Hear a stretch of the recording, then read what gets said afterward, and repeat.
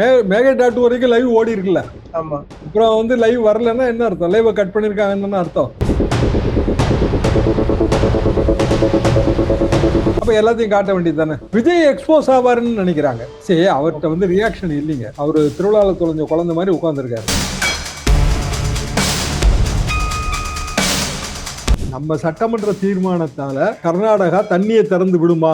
சட்டமன்ற தீர்மானத்தினால என்ன பயன்? தனி தீர்மானத்தினால ஒரு புண்ணியமும் கிடையாதுங்க. வெறுமனே அரசியல் தீர்மானம் தான். மேகதாது பிரச்சனை சம்பந்தமாக எனது தலைமையில் ஏற்கனவே இதே மேகே.2க்கு நம்ம தீர்மானம் நிறைவேற்றி இருக்கிறோம். இன்னும் ஒரு தீர்மானம். இது ஏதாவது கர்நாடகா கண்டுக்குமானா இது கண்டுக்கவே கண்டுக்காதுங்க. விஜய் வந்து தமிழ்நாட்டின் முதல்வர். விரும்பினாலும் விரும்பட்டாலும் நம்ம எல்லாருக்கும் முதலமைச்சர். அவரை கிள்ளுக்கீரையா நினைக்கக்கூடிய உரிமை யாருக்கும் கிடையாதுல்ல. அது போக விஜயே வந்து இந்த இடத்துல கோபம் காட்ட வேண்டியது. ஆனா அவரோட முகத்துல உணர்வே இல்லை.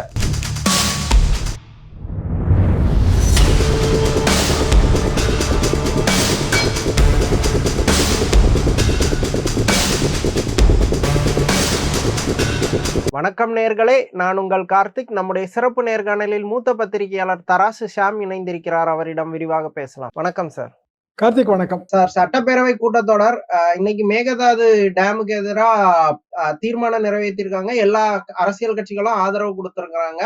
உதயநிதி சொன்ன திருத்தத்தையும் முதல்வர் ஏத்துக்கிட்டு இருக்காரு.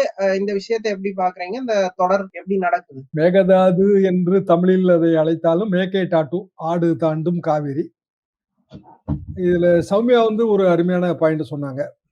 அதாவது தருமபுரி டிஸ்ட்ரிக்ட்ல நுழைஞ்சு அது அவங்க தொகுதிங்கிறதுனால அதுக்கு பிறகு தமிழ்நாட்டுல வந்து ரொம்ப தூரம் பயணிப்பது காவிரி.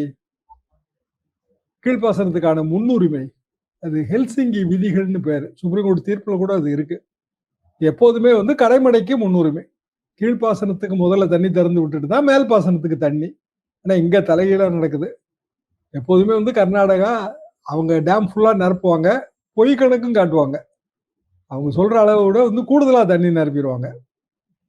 அது பிறகு காவிரியில அந்த உபரி நீர் தான் நமக்கு எப்போதுமே வரும். நல்லா மழை பெய்யணும், அப்பதான் காவிரியில தண்ணி வரும். இது காவிரி நீர் இல்லை, பாலாற்றுலயும் இதே பிரச்சனை இருக்கு. நீங்க உடுமலை டேம், உடுமலையில இருக்கிற திருமூர்த்தி டேம் தண்ணி எடுத்தீங்கன்னா அங்க ஒரு 50,000 ஏக்கர் அதுல இருக்கு. கேரளால இருந்து தண்ணி வந்தா தான் உண்டு. அப்போ எப்போதுமே தமிழ்நாடு வஞ்சிக்கப்பட்டு வருகிறது. இதுதான் உண்மை. பிரேமலதாமா இன்னொரு பாயிண்ட் தெளிவா சொன்னாங்க. எத்தனை வாடி தாங்க தீர்மானம் போடுறது? இது இன்னைக்கு நேரத்துக்கா இதை பத்தி பேசிட்டு இருக்கோம். அதுவும் உண்மை. 1991 நமக்கு 90ல வந்து இடைக்கால தீர்ப்பு வந்துச்சு. 205 டிஎம்சி தண்ணி. அப்ப ஜெயலலிதா முதல்வர் 91 அனைத்து தரப்பு கூட்டம் கூட்டினாங்க காவிரி பிரச்சனையில். நானும் கலந்து கொண்டேன். காவிரி பாசன விவசாயிகள் சங்கம் ரொம்ப பிராட் பேஸ்டா நடந்துச்சுங்க. ஓகே. எனக்கு பக்கத்துல வந்து அப்துல் லத்தீப் உட்கார்ந்து இருந்தாரு. அதாவது முஸ்லீம் லீக் இப்போது இருப்பது போலவோ அப்போது 2 பிளவு. ஒண்ணு வந்து அப்துல் லத்தீப் பிரிவு, அது திமுக ஆதரவு. சமது பிரிவு, அப்துல் சமது பிரிவு, அது வந்து அதிமுக ஆதரவு. ஆனா எல்லா தரப்புக்கும் இவங்க அழைப்பு விடுத்திருந்தாங்க. ஜெயலலிதா அவங்க ஓங்கி சொன்னாங்க. கர்நாடகத்துல பலமுறை, அதற்கு முன்பும் சொல்லியும் ஒண்ணும் நடக்கல. 91 கதை. கர்நாடகத்தை நம்ம கம்பல் தான் பண்ணணும். இங்க இருந்து கர்நாடகத்துக்கு போற எல்லாத்தையும் கட் பண்ணிடலாம். என்னமா சொல்றீங்கன்னாரு அப்துல் லத்தீப். எங்க கரண்டே நம்ம விட்டாதானே உண்டு. நெய்வேலியில இருந்து வர்ற ஃபீடர் கரண்ட், அதை கட் பண்ணிடுவோம். பதறிட்டாரு அவரு. என்னவா சொல்றீங்க நீங்க அப்படின்னு. எதுக்காக நான் சொல்றேன்னா, தீவிரமான முடிவுகள்லாம் அவங்க எடுத்தாங்க. அப்கோர்ஸ் அப்படி செய்யல. அது பிறகுதான் அந்த 93 உண்ணாவிரதம். இன்னைக்கு அதை கூட இவங்க மென்ஷன் பண்ணாங்க. பிரேமலதா அம்மா வந்து அதை கூட மென்ஷன் பண்ணாங்க. ஏற்கனவே இதே மேகே.2க்கு நம்ம தீர்மானம் நிறைவேற்றி இருக்கிறோம். இன்னும் ஒரு தீர்மானம். இது ஏதாவது கர்நாடகா கண்டுக்குமானா இது கண்டுக்கவே கண்டுக்காதுங்க. கர்நாடகத்தை பொறுத்த வரைக்கும் இந்த மயிலே மயிலே இறகு போடு கதையெல்லாம் தேரவே தேராது. இன்றைய முதலமைச்சர் சிவகுமார் கொரோனா காலத்துல அவரு யாரு பேச்சுமே கேட்காம நடைபயணம் போனார். கோவிட் காலம், எல்லாரும் லாக்டவுன், இவரு மட்டும் நடைபயணம் 100 கிலோமீட்டர் 110 கிலோமீட்டர். மேகே.2 உரிமை, அணை கட்டுவது எங்கள் உரிமை அப்படின்னு போனாரு. இன்ஃபேக்ட் அணை கட்டுவது உரிமை கிடையாது. என்ன காரணம்னா இதே கீழ்ப்பாசன ஹெல்சிங்கி விதி தான். கீழ்ப்பாசன மாநிலங்கள் ஆட்சேபித்தால் மேல் பாசனத்துல எதுவுமே செய்ய முடியாதுங்க. சுப்ரீம் கோர்ட் தீர்ப்புல நமக்கு 205 டிஎம்சிக்கும் கீழே போயிடுச்சு. அதுக்கு அவங்க சொன்ன ரீசன் என்னன்னா, உங்களுக்கு வந்து மழை மற்றும் வந்து நிலத்தடி நீர் இதெல்லாம் காவிரியில இருந்து கிடைக்குது. அது நமக்கு மழை காலத்துல தண்ணி வரும் இல்லைங்களா, அதை வச்சு. அதனால வந்து 205 டிஎம்சி எல்லாம் தர முடியாதுன்னா அதையும் குறைச்சாங்க. பிலிகுண்டு தான் நமக்கு 0 பாயிண்ட். பிலிகுண்டுல என்ன தண்ணி வருதோ அதுல இருந்து நமக்கு கணக்கு. அது ஒரு காலத்துலயும் வந்து இல்லைங்க. எப்பெல்லாம் மழை ஓவரா பெய்யுதோ அப்ப இது ஒரு வடிகால் மாதிரி பயன்படுத்துறாங்க. அந்த பகுதியை சேர்ந்தவன் என்ற முறையிலும் எவ்வளவோ போராட்டங்கள், எங்க சங்கங்கள் வந்து எவ்வளவோ வந்து போராட்டங்கள் நடத்தியிருக்கு. கவன ஈர்ப்பு ஒரு பயனும் இல்லைங்கிறதா என்னோட கருத்து. அடிக்கிற இடத்துல அடிச்சாதான் கர்நாடகாவுக்கு வலிக்குங்க. அது என்ன இடம்னு நம்ம யோசிக்கணும். இந்த இடத்துல வந்து நம்ம வந்து நைட் சிட்டி எல்லாம் பார்த்து பயனே இல்லை. எனக்கு தெரிஞ்சது 91ல இருந்து நைட் சிட்டி பார்த்தோம். என்ன கிடைச்சது? ஒண்ணும் கிடைக்கல. எம்ஜிஆர் காலத்திலேயே வந்து ரொம்ப தண்ணி கஷ்டம். எம்ஜிஆர் வந்து அப்போ குண்ட்ராவ் வந்து சிஎம். அவருக்கு ஒரு நல்ல உறவு இருந்தது. மார்னிங் ஃபிளைட்டை பிடிச்சி போய் குண்ட்ராவ் வீட்டுக்கு போய் டிஃபன் சாப்பிட்டுட்டு மத்தியானம் வரும்போது இமீடியட் ரிலீஸுக்கு ஒரு ஆர்டர் வாங்கிட்டு வந்தாருங்க. எனக்கு தெரிஞ்சு வேகமா நடந்த காரியங்களே இது ஒண்ணு. கலைஞர் காலத்துல ஒரு சர்வேஜர்னு ஒரு பெரிய அறிஞர், கன்னட மொழியிலாளர், அவரோட சிலையை இங்க திறந்து வைக்கிறதுல பிரச்சனை இருந்துச்சு. அதை வந்து தீர்த்து வைத்து கொஞ்சம் அப்போதைக்கு அது சமாளிக்கப்பட்டது அந்த நிலைமை. இது யூஸ் இல்ல. அதாவது சுப்ரீம் கோர்ட் தீர்ப்பையே மதிக்க போறது இல்லை அப்படின்னா நீங்க போடுற தீர்மானத்தை யாரும் மதிக்க போறா? ஃபார்மாலிட்டியான தீர்மானமா தான் இருக்கும். அதாவது இந்த அரசு வந்த உடனே முதல்ல ஆளுநர் வரை அடுத்த சட்டமன்ற நிகழ்ச்சி அது ஏன்னா லைவ்னு சொல்லியாச்சு, அது சுமூகமா நடக்கணுங்கிறது நோக்கம். அடுத்தாப்புல வந்து விவாதம் வந்தோடனே லைவையும் ஆஃப் பண்ணியாச்சு. இதுதான் உண்மை சார். இப்போ நேத்து தான் வந்து அவர் ராஜ்மோகன் அமைச்சர் ராஜ்மோகன் பேசும்போது கடந்த ஆட்சி மாதிரி இருக்காது, எங்க இதுல வந்து ஜனநாயகம் செழித்தோங்கும், லைவ கட் பண்ண மாட்டோம், லைவ் போகும்னாங்க. ஆளுநர் உரை மீது நன்றி தெரிவிக்கும் தீர்மானத்துல லைவ கட் பண்ண வேண்டிய அவசியம் என்ன இருக்கு? ஒரு அவசியம் இல்லைங்க. ஏன்னா மேகடாட்டு வரைக்கும் லைவ் ஓடி இருக்குல்ல. ஆமா. அப்புறம் வந்து லைவ் வரலன்னா என்ன அர்த்தம்? லைவ கட் பண்ணிருக்காங்கன்னு அர்த்தம். ஆமா. ஆளுநர் ஒரு மீது நன்றி தெரிவிக்கிற தீர்மானத்துல கண்டிப்பா காரசாரமான விவாதம் வரும். அது எல்லாருக்கும் தெரிஞ்சது தானே. எதிர்கட்சிகள் குற்றம் சாட்டும், அதான ஜனநாயகம். அப்ப எல்லாத்தையும் காட்ட வேண்டியது தானே. விஜய் எக்ஸ்போஸ் ஆவாருன்னு நினைக்கிறாங்க. சரி, அவர்கிட்ட வந்து ரியாக்ஷன் இல்லைங்க. அவரு திருவிழாவில் தொலைஞ்ச குழந்தை மாதிரி உட்கார்ந்துருக்காரு. பிராக்டிக்கலா அதான் உண்மை. என்ன ரியாக்ஷன் இருந்து சொல்லுங்களேன். டோட்டலா மேகடாட் வரைக்கும் நம்ம லைவ்ல மாதிரிதான் அவரோட ரியாக்ஷன்ஸ் ஒரு மாதிரி ஸ்ட்ரேஞ்சா தான் ஃபீல் ஆகுது. அதற்கு இமீடியட் கவுண்டர் அவரால் கொடுக்க முடிய மாட்டேங்குது. அது போக ஈவன் அவரு திருப்பி உதயநிதியோட அந்த தீர்மானத்தை உள்ள இன்சர்ட் பண்ற அத சொன்னது கூட ரொம்ப சிம்பிளா தான் அவரால் அவ்வளவுதான் பெர்ஃபார்ம் பண்ண முடியுதுங்க. 6 மாசம் டைம் கொடுங்க அது இதுன்னு கேக்குறாங்க. நீங்க ஆட்சிக்கு வரணும்னு தானே நீங்க கட்சி ஆரம்பிச்சீங்க. அப்ப கட்சி ஆரம்பிக்கும் போதே ஆட்சிக்கு வரணுங்கிற எண்ணத்தோட தானே ஆரம்பிச்சிருப்பீங்க. அப்படின்னா 2 வருஷமாவே உங்களுக்கு அவகாசம் கொடுத்த மாதிரி தானே. அது ஒரு கட்சி 75 வருஷம் ஓல்டு திமுக, 50 வருஷத்துக்கு மேல ஓல்டு அண்ணா திமுக, அவங்களுக்கு உடனே அவகாசமே வேண்டியது இல்லை அப்படின்னா 2 வருஷம் ஓல்டு கட்சிக்கும் அவகாசம் கிடையாதுல்ல. நாளைக்கு இன்னொரு புது கட்சி வருதுன்னு வச்சுக்கோங்க, அண்ணாமலை கட்சி வருது ஆட்சிக்கு, காக்ரோச் ஜனதா பார்ட்டி ஆட்சிக்கு வந்துருச்சு, அப்ப அவகாசம் கேட்பாங்களா? அவகாசம்லாம் கிடையாதுங்க. அரசியல்ல அவகாசமே கிடையாதுங்கிறதா உண்மை. ஆட்சிக்கு வந்த மறுநாளே அப்படின்னா முதலமைச்சரே பல இடங்கள்ல அப்படித்தான் பேசினாரு. இப்போ விஜய் அவர்கள் முதலமைச்சர் ஆவதுக்கு முன்பு ஆட்சிக்கு வந்த மறு நிமிடமே இது நடந்துரும் அது நடந்துடும் தான் சொன்னாங்க. இப்போ 6 மாசம் அவகாசம் கேட்கறாங்க. 6 மாசம் அவகாசம் என்பது அரசியல்ல இல்லைங்கிறது எல்லாருக்குமே தெரியும். ஒரு நைசிட்டிக்காக ஸ்டாலின் சொன்னது தாங்க. அதை தாண்டி அதுல வேற ஒண்ணும் இல்லை. அந்த காலத்துல காமராஜர் அதை தான் சொன்னாரு. மேகடாட்டு பிரச்சனை வரும் அப்படின்னு நான்லாம் வந்து அது 1 மாசமா சொல்லிட்டு இருக்கேன். ஏன்னா தண்ணி பத்தாதுங்க. 78 அடி தான் இருந்துச்சு மேட்டூர்ல. அப்போ அவசரமாக நமக்கு ஜூன் மாச தண்ணி அது மட்டுமாவது வாங்கணும். அதை எளிதாக வந்து காங்கிரஸ் கட்சியை கூட்டணி மந்திரி சபையில சேர்க்கும் போது அது எளிதாக செஞ்சிருக்கலாம். இன்னைக்கு கூட பேசினா பலரும் அதை சுட்டி காட்டினாங்க, காங்கிரஸ் கட்சி மந்திரி சபையில பங்கெடுத்திருக்குன்னு. இதுதான் எப்போதுமே பிரச்சனை. காங்கிரஸ் கட்சியை கூட்டணியில சேர்த்தா அது வேறங்க, ஆட்சியில சேர்த்தா கண்டிப்பா இந்த பிரச்சனை வரும்.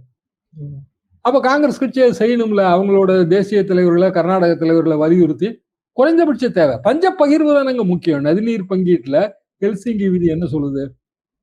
கீழ்ப்பாசனத்துக்கு முன்னுரிமை, டிஸ்ட்ரஸ் ஷேரிங். எப்ப மழை பொய்க்குதோ அப்ப என்ன விகிதாச்சாரத்துல நம்ம ஆற்று நீரை பங்கிட்டுக் கொள்ள போகிறோம்? இதான கேள்வி. மழை நல்லா பெஞ்சா நாங்க தண்ணி திறந்து விட்டுறோம்னு சொல்றதுக்கு நீங்க யாரு? நீங்க திறக்கலைன்னா தான் உங்க டேம் ஆகணும், வேற வழி கிடையாது.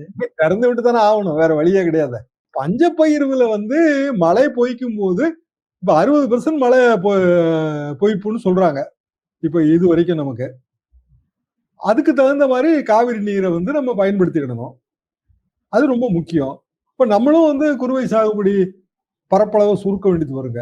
சரி, நான் வந்து காவிரி டெல்டா பகுதியில தாங்க என்னோட விவசாய அதிகாரி பணியை தொடங்கினேன். உய்யகுண்டான்ல காவிரி ஓடும். ஒரு சின்ன கிராமம், அதுல இருக்கிற ஒரு டெப்போலாம் என்னோட இன்சார்ஜ், அக்ரிகல்ச்சர் டெப்போ. பசுந்தாள் உரம் போடணுங்கிறதான் பாயிண்ட். அதாவது கிரீன் மென்யூர்மாங்க. நாங்க வந்து ஜூன் மாசம் தண்ணி திறப்புக்கு மே எண்டில் இருந்தே ஸ்டாக்கை வந்து ஆரம்பிச்சிருவோம். ஸ்டாக்கே இதாயிடக்கூடாது. 70கள்ல இந்த பெரிய அளவுக்கான இப்படியான பிரச்சனைகள் நமக்கு கிடையாது. 74 வரைக்கும் நம்ம பழைய ஒப்பந்தமே இருந்தது. 1924 ஒப்பந்தமே 74 வரைக்கும் இருந்தது. நான் விவசாய அதிகாரியா பணியாற்றினது அதுக்கு முன்பு. அதுல முக்கியமான விஷயம் வந்து விமானம் மூலம் பூச்சி மருந்து அடித்தல். ஹெலிகாப்டர்ல வந்து ஸ்ப்ரே பண்ணுவோம் பூச்சி மருந்து அடித்தல். அதுக்கு இதெல்லாம் ரெடி பண்ணணுங்க. அதுக்கு நம்ம திருச்சி ஏர்போர்ட்ல வந்து மகேந்திரா கம்பெனியோட ஹெலிகாப்டர் வந்து நிற்கும். கீழே வந்து பிளாக் எல்லாம் ஊன்றி தஞ்சாவூர் டிஸ்ட்ரிக்ட்ல இருந்து திருச்சி டிஸ்ட்ரிக்ட் வரைக்கும் அடிப்பாங்க, பூச்சி மருந்து அடிப்போம். அப்போ வந்து எல்லாமே குறுவைக்கு தயாராயிரும். 3 போகுங்க. அப்போ குறுவை, சம்பா, தாளடி 3 போகத்துக்கும் ரெடி ஆகும். குறுவை முதல்ங்கிறதுனால ஒரு 1.5 மாசம் கொஞ்சம் ஃப்ரீயா இருக்குங்க ஆபீஸ் மேல. அதுக்கு பிறகு டைட்டா ஓடும். இந்த பூச்சி மருந்து ஹெலிகாப்டர் மூலமா அடிக்கிறதெல்லாம் வந்து பெண்டு நிமிந்துருங்க. சொல்ல பிராட்டியெல்லாம் அப்படியெல்லாம் இருந்தது தாங்க ஒரு காலத்துல. கண்கூட பார்த்த விஷயங்கள். படிப்படியா அது வந்து சீனித்து போச்சு. இன்னைக்கு விவசாயிக்கே வந்து அக்கறை இல்லைன்னு ஆயிடுச்சு. நம்ம தப்பு ஒண்ணு இருக்குங்க. நம்ம வெள்ள நீர் வெள்ள பாசனம் தான். எப்பவுமே வெள்ளமா தண்ணியை திறந்து விட்டு பயிரை உருவாக்குறது தான். நீங்க தஞ்சாவூர் பக்கம் தென்னந்தோப்புலயே வெள்ளமா தான் திறந்து விடுவாங்க. அது பாசன முறைகளை நம்ம மாத்திருக்கோமானா நம்மளும் மாத்தல. லிமிட்டட் யூசேஜ் பண்ண தெரியாம இருக்கிறாங்கன்னு சொல்றீங்களா? Water management. ஓகே. அதாவது இன்னைக்கு பிரேமலதா பேசினால ஒரு நாள் அழகா சொன்னாங்க.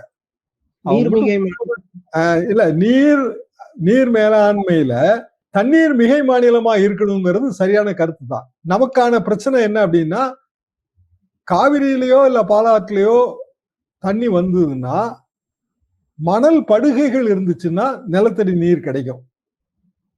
நம்ம வந்து கம்ப்ளீட்டாவே மணலை சுரண்டி எடுக்கிற வர்க்கத்துக்கு போயிட்டோம். ஆத்தையே திருடிடுறோம்.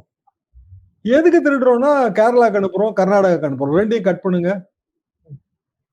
அவங்க வேற ஏதாவது எம்சாண்டு அதை வச்சு கட்டணம் கட்டிக்கிட்டோம். இங்க இருந்து போற எல்லாத்தையும் கட் பண்ணுங்க. கர்நாடகாவுக்கு கட் பண்ணுங்க, கேரளாவுக்கு கட் பண்ணுங்க. 2 மாநிலத்துக்கும் தமிழ்நாட்டில இருந்து என்னெல்லாம் போதோ அதெல்லாம் கட் பண்ணுங்க. அவங்களுக்கு தமிழ்நாட்டுக்கு என்னென்ன அனுப்பணுமோ அதை அவங்க கட் பண்ணிக்கிட்டோம். அடாவடியாகவும் அதிரடியாகவும் பேசாம இது ஒரு நாளுமே வேலைக்கானதே கிடையாதுங்க. என்னோட அனுபவம் 91 காலகட்டத்துல இதே கூட்டத்தை அட்டன் பண்ணதுல இருந்து 1970களில் விவசாய பட்டதாரியாக விவசாய அதிகாரியா பணியாற்றினதுல இருந்து என்னோட அனுபவம் என்னன்னா, மயிலே இறகு போடு கதை இதுல வேலைக்கே ஆகாது. இத வந்து வேற வழி இல்லைங்க. விஜய் என்னங்க பண்றாரு படங்கள்ல எல்லாம் அதிரடியா சண்டை போட்டார்ல, எத்தனை பேர் இருந்தாலும் அடிச்சு எறிவாருல, அதே மாதிரி அவ்வளவுதான். வேற என்ன பண்ண, அரசியலையும் அதை செய்யுங்க. இவர் வந்து இப்போ பார்த்து பயந்தாங்க கர்நாடக அரசியல்வாதிகள். நல்லா ஞாபகம் வச்சுங்க. உண்ணாவிரதம் இருந்தப்போ ஓடி வந்தாங்க. சென்னாரெட்டி அப்ப வந்து கவர்னர், அங்க இருந்து ஓடி வந்து உண்ணாவிரதத்தை எல்லாம் முடிச்சு வச்சாங்க. வேற வழி இல்லைங்க. நம்ம வந்து அப்படியான ஒரு ரௌத்ரம் பழகுன்னு தான் பாரதியே சொல்றான். அந்த ரௌத்ரத்தை காட்டாம சில உரிமைகளை நம்ம மீட்டெடுக்க முடியலங்கிறது ரொம்ப அனுபவபூர்வமாக வலியோட கூடிய பதிவு, என்னோட பதிவு. ஏற்கனவே அவர் கர்நாடக முதல்வர் சிவகுமார் வந்து நாங்க அணை கட்டப்படும் சொல்றாரு, விஜய் தான் இருக்கிறாரு, நாங்க பாத்துக்கிடுவோங்கிற மாதிரி எல்லாம் சொன்னதுக்கு தமிழ்நாடு அரசு சைட்ல இருந்து போதுமான எதிர்வினைகள் இல்ல. இவங்களுக்கு இந்த இஷ்யூஸோட சீரியஸ்னஸ் புரிஞ்சிருக்கா? விஜய் அரசுக்கு இந்த இஷ்யூஸோட தீவிரம் புரிஞ்சிருக்கா? நீங்க எப்படி பாக்குறீங்க? ஆனா அதிகாரிகள் ஒண்ணுதானங்க. அதிகாரிகள் வந்து தீவிரத்தை எடுத்து சொல்ல வேண்டியது அவங்க தானே. சரி, விஜய் வந்து தமிழ்நாட்டின் முதல்வர், விரும்பினாலும் விரும்பட்டாலும் நம்ம எல்லாருக்கும் முதலமைச்சர். அவரை கிள்ளுக்கீரையா நினைக்கக்கூடிய உரிமை யாருக்கும் கிடையாதுல்ல. அது எப்படி அவர் அப்படி சொல்ல முடியும்? அது போக விஜயே வந்து இந்த இடத்துல கோபம் காட்ட வேண்டியது. ஆனா அவரோட முகத்துல உணர்வே இல்ல. இதுவே வந்து ஜெயலலிதா காலம் நினைச்சு பாருங்க, மிக கடுமையா பேசியிருப்பாங்க. கலைஞர் வந்து குத்தலாவும் பேசியிருப்பாரு, கடுமையாவும் பேசியிருப்பாரு. எதுக்காக நான் சொல்ல வரேன் அப்படின்னா, நம்ம சட்டமன்ற தீர்மானத்தால கர்நாடகா தண்ணியை திறந்து விடுமா? சட்டமன்ற தீர்மானத்தினால என்ன பயன்? தனி தீர்மானத்தினால ஒரு புண்ணியமும் கிடையாதுங்க. வெறுமனே அரசியல் தீர்மானம் தான். ஆனா சட்டமன்றத்துல கடுமை காட்டணும்னு வைங்க, அது தேசிய அரசியலுக்கு போய் சேரும். அப்பவும் வந்து கர்நாடக அரசு பழிஞ்சிரும் நான் சொல்ல வரல. ஆனா ஒரு டெல்லியாவது அழுத்தம் நடுங்கும். டெல்லி நடுங்குங்க. ஓகே. நாங்களாம் இதை சும்மா விட மாட்டோம். கர்நாடகால இருந்து எந்த மந்திரியும் வந்து தமிழ்நாட்டுக்குள்ள வரக்கூடாது. கர்நாடக முதலமைச்சரோ பிற அமைச்சர்களோ இங்க வந்து ஏதாவது கோயிலுக்கு வந்தா கூட கருப்பு கொடி காட்டுவோம். சொல்லி பாருங்க. ஒருத்தரும் இங்க வரக்கூடாதுங்க. கர்நாடகத்துல இருந்து யாரும் வரக்கூடாது. ஏன்னா வேற வழி இல்லை. இதுல வந்து கர்நாடகத்துல பிழைக்கிற தமிழர்கள் பாதிக்கப்படுவார்கள். இந்த வாதம் எல்லாம் சொத்த வாதங்க. இல்லாட்டாலும் அவங்க வந்து காவிரியில தண்ணி கேட்கற நீங்க வந்து மடிகேரி ஏரியாவுக்கு போய் பாருங்க. காவிரி தான் எங்க தாய், யாருக்கும் நாங்க விட்டு கொடுக்க மாட்டோங்கிற பாட்டை 6 மணிக்கு சாயந்தரம் 6 மணிக்கு போடுவாங்க. போனீங்கன்னா தான் தெரியும். அது காவிரி நமக்கு காவிரி உற்பத்தி ஆகிற இடங்க. அதோட டவுன் வந்து மடிகேரி டவுன். அவங்க அப்படிதாங்க அதை அரசியல் பண்றாங்க. விஜய் வந்து கொல்லூர் கோயிலுக்கு போகும்போது கன்னட அமைப்பு அவருக்கு கருப்பு கொடி காட்ட முயற்சி பண்ணிச்சா இல்லையா? இதே மேட்டர்ல தானே. அப்ப நம்ம ஏன் நைசிட்டி காட்டணுங்கிறதா என்னோட எண்ணங்க. சரி, எல்லாமே அரசியல்ல நீங்க பணிஞ்சு போறதுனால எல்லாம் ஒன்னும் சாதிக்கவே முடியாதுங்க. அரசியல்ங்கிறதே பல நேரங்கள்ல நம்ம அதிரடியா இருக்கணும், வேற வழி கிடையாது. அப்புறம் மன பூட்டுகளை திறக்கக்கூடிய ஆற்றல் சாவி உங்களுக்கு இருக்கணும். பூட்டு போட்டு வச்சிருக்காங்க, மனசை திறக்கவே மாட்டாங்க இவங்க. நம்ம விவசாயிகளோட கண்ணீரை பத்தி கர்நாடகத்துல இருக்கும்போது கவலை இல்லை. இத்தனைக்கும் 2 விவசாய சங்கமுமே பேசியிருக்கோம். எங்க பகுதிகளில இருந்து எங்க பிரதிநிதிகள் போய், அதே மாதிரி வந்து அவங்க பகுதியில இருந்து அவங்க பிரதிநிதிகள் போய் பேசியிருக்கோம். இந்த அரசியல்வாதியை தாண்டி ஒரு தீர்வு காணுவோம்னு சொல்லி எல்லாம் பேசியிருக்கோம். ஆனா திறந்து விடுற அதிகாரம் அவன்கிட்ட தானே இருக்கு. விவசாயிகள் பேசி என்ன புண்ணியம் வந்துருது? அப்ப திறக்கவே முடியாத மன பூட்டுகளை திறக்கக்கூடிய வல்லமை யாருக்கு இருக்கணும்? தலைவருக்கு இருக்கணும். ஆற்றல் வல்லமையே காட்டணும், வேற வழி இல்லை. அமைதியாவே உட்கார்ந்து இருந்தா வேலைக்கு ஆகாதுங்கிறதா என் கருத்து.